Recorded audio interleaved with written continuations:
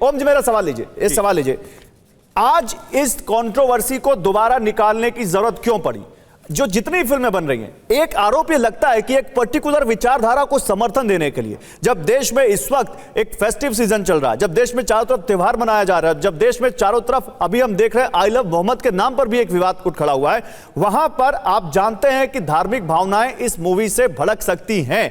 तो एक particular line पर जब कई सारी मूवीज एक साथ आ गई तो लोग ये मान रहे हैं कि एक पैटर्न है और उस पैटर्न में इतिहास को इस तरह से दर्शाया जा रहा है जो एक खास विचारधारा को समर्थन करता है। आप क्या कहेंगे इस पे?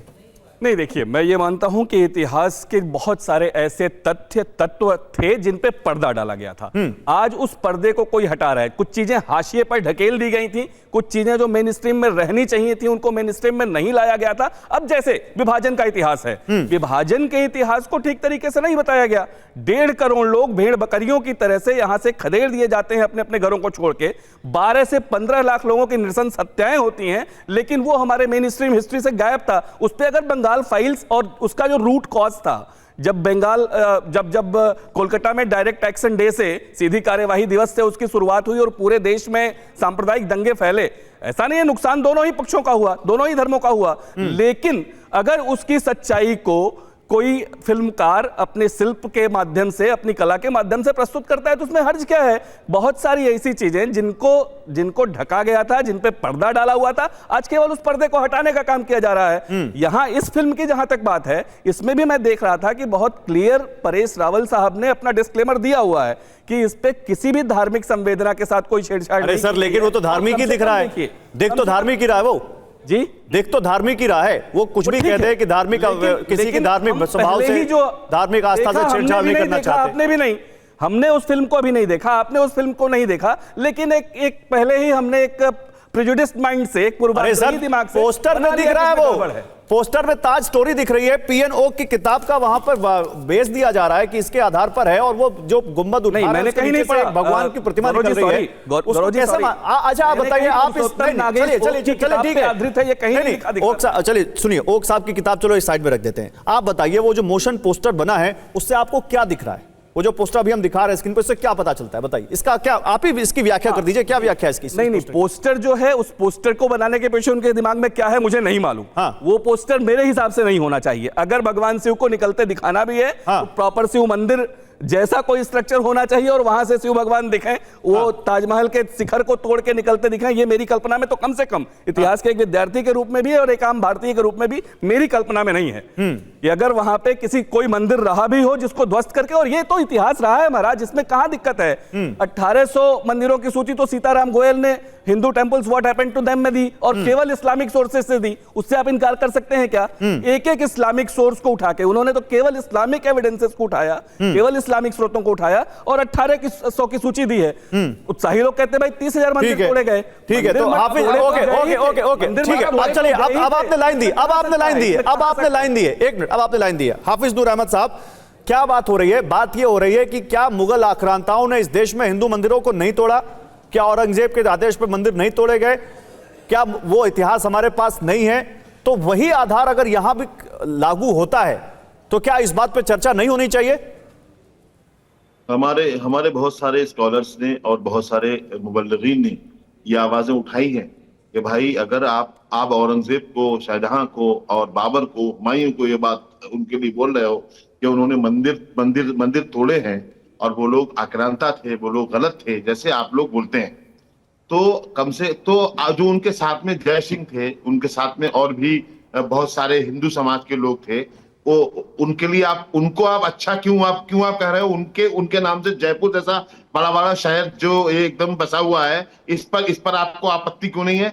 मतलब ये है कि सिर्फ ये नैरेटिव सेट करके आज के मुसलमानों से ये बात कह करके, झूठा इतिहास पेश करके कि उन्होंने हिंदुओं के साथ ऐसा किया था, और आज के मुसलमानों को आप टारगेट कर रहे हो, मार रहे हो, आप उन पर जुल्म ज्यादती कर रहे हो। ये क्या है? ये कहां तक सही है? अच्छा, आप ये कह रहे हैं कि अगर किसी ने गलत किया तो उसकी भरपाई आज के लोग क्यों करें? आप ये कह रहे हैं आज के अगर किसी ने पहली बात तो ये लोग इतिहास झूठा लेकर के आ रहे हैं। जब ताजमहल का इतिहास झूठा ला सकते हैं, ये कुछ भी झूठ बोल सकते हैं।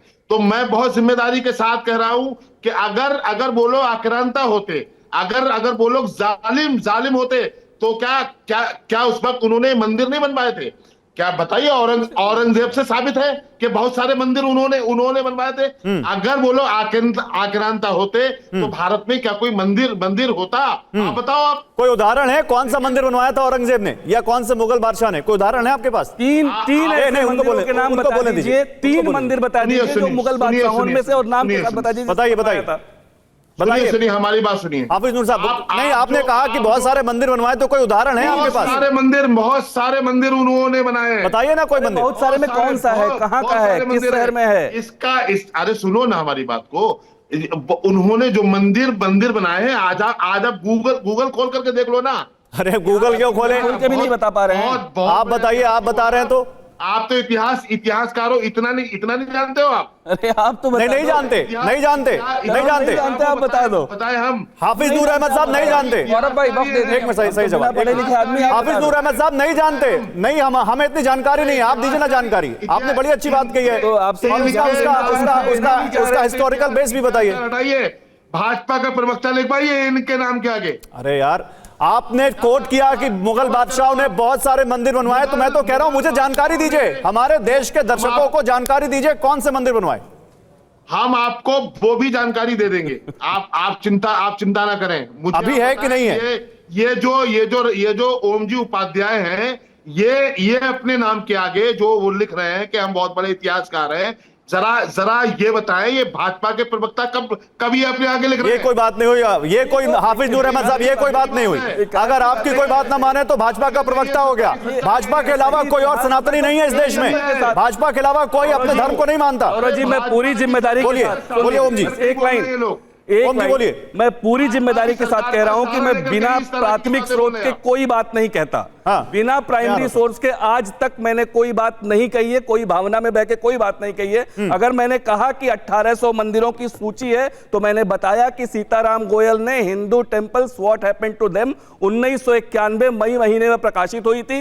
आजाद भारत की जो गिनी चुनी किताबें हैं जिनको प्रतिबंधित किया गया था, यूपी में उस समय बाबरी और राम मंदिर का विवाद चल रहा था, उसको प्रतिबंधित किया गया था। मैं उस किताब का जिक्र और उसमें एक एक मंदिर के साथ नहीं, लेकिन आप मौलाना साहब अगर आप किसी चीज को कोट कर रहे हैं तो आपके पास उसका बेस भी होना चाहिए। फिर संगीत रागी के पास आता हूं। संगीत रागी, बोलिए क्या कह रहे हैं आप? ये कह रहे हैं कि ये सब केवल मुस्लिमों को टारगेट करने के लिए हो रहा है इस देश में, और मैं आप सबसे अपील करूंगा कि पर्सनल मत होइए, मुद्दे पर रहते हैं, और प्लीज किसी के लिए ऐसी भाषा का इस्तेमाल ना करें जो नहीं कर सकते हम किसी पब्लिक डिस्कोर्स में। बोलिए संगीत जी।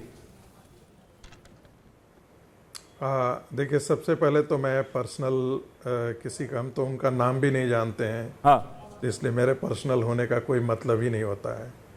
और मैं जब भी बात कहता हूं तो जैसे उन्होंने अभी ओम जी ने कहा, तथ्य और तर्क दो ही हमारे बोलने के विषय होते हैं जी।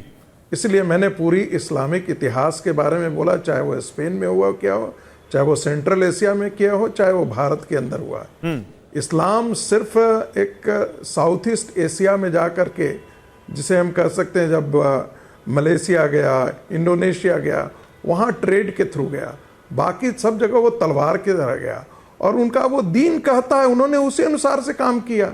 काफिरों के वो बुत परस्ती उनके दीन का हिस्सा है। उनके खिलाफ उनके बुतों को तोड़ना। आप अफगानिस्तान में कोई मंदिर बचा है क्या? कोई मंदिर बचा है क्या अफगानिस्तान में? तो अफगानिस्तान बनाना बचा क्या? आप पाकिस्तान के अंदर आज के दिन में मात्र 23 मंदिर बच गए हैं। 23 मंदिर बचे हुए हैं पाकिस्तान के अंदर।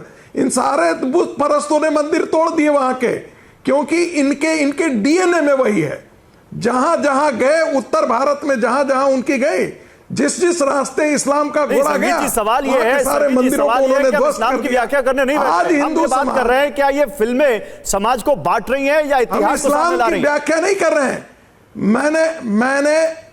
मैंने इस्लाम के नाम पर जो किया गया है मैं उसका जिक्र कर रहा हूं। ओके, ठीक है। इस्लाम की व्याख्या मैं नहीं कर रहा हूं। समय कम है। इस्लाम के नाम पर जो काफिरों और जिहाद के नाम पर सच ला रही हैं, मैं उसी को जिक्र कर रहा हूं। ठीक है। और ये आज का मुसलमान उन बर्बर आक्रांताओं से क्यों जुड़ जाता है? अपने आप को क्यों जोड़ता है? ये सबसे बड़ा नहीं, मेरे सवाल पे आ जाइए। क्या ये फिल्में सच ला रही हैं या समाज को बांट रही हैं? जल्दी से, उसके बाद सैयद जवाद का नंबर है। देखिए, ऐसा है कि वो आज़ादी के बाद से ये दिखाया गया कि ब्राह्मण जो है वो क्या है, तो हमेशा जो है वो छल करता है, प्रपंच करता है, चुटकी बांध करके ये करता है। और मौलाना साहब क्या है, तो बड़े शांति के दूत हैं।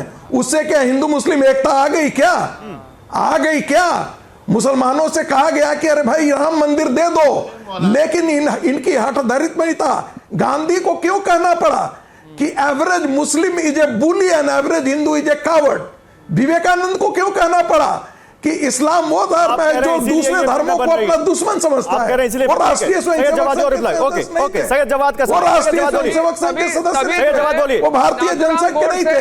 रविंद्रनाथ ठाकुर के बारे में इस्लाम की व्याख्या ऐसी क्यों करनी पड़ी? उसके बाद संघ के लोगों ने और हिंदू महासभा के लोगों ने गांधी जी की हत्या के बाद जश्न मनाया गया था, इसीलिए मैंने तो कहा कि उसका समर्थन मैंने तो कहा कि वही अली ब्रदर जिनके साथ गांधी खड़े थे, कहा कि एक गिरा से गिरा मुसलमान गांधी को कहता है, यही अली ब्रदर से। अरे रोक रहा हूं संगीत, यही अली ब्रदर्स मेरे बोलने पे रोका गया, यही बोल रहा हूं। 3,500 साल से यही होता चला आया है। एक तरफा आवाज को सुना जाता है और दूसरे जो बोलेंगे उनकी आवाजों को बंद कर दिया जाता है। यही कहने की कोशिश कर रहा हूं। नहीं आवाज बंद की, सैयद जवाद बोल रहे हो और चिल्ला चिल्ला के बोल रहे हो, और कैसे बोलोगे आप? हक की बात बोल रहे हैं इसीलिए, क्योंकि टोका मैंने। बोल तो रहे हो आप, बोलो ना, मुद्दे पे आओ। ये उत्पीड़न 2500-3000 साल से चल रहा है, लेकिन ये होने वाला नहीं है। अब दुनिया बदल चुकी है और मैं कह रहा हूं जितनी मूवीज बनाई जाती है मनोरंजन के तौर पे बनाइए आप, कोई आपत्ति नहीं, लेकिन उसमें आपको अपना धार्मिक एजेंडा से हमने तो ये भी सुना है कि फिल्में समाज का आईना होती हैं, समाज को तोड़। और अब ये समाज का आईना है नहीं है, ये लोग तय करेंगे। मणिपुर फाइल बना दीजिए, देखिए ये लोग तय करेंगे कि नहीं हो पाएगी। हो सकता है कोई बना दे, अरे हो सकता है कोई बना दे, हो सकता है कोई बना दे। बहुत शुक्रिया, समय खत्म हो चुका है।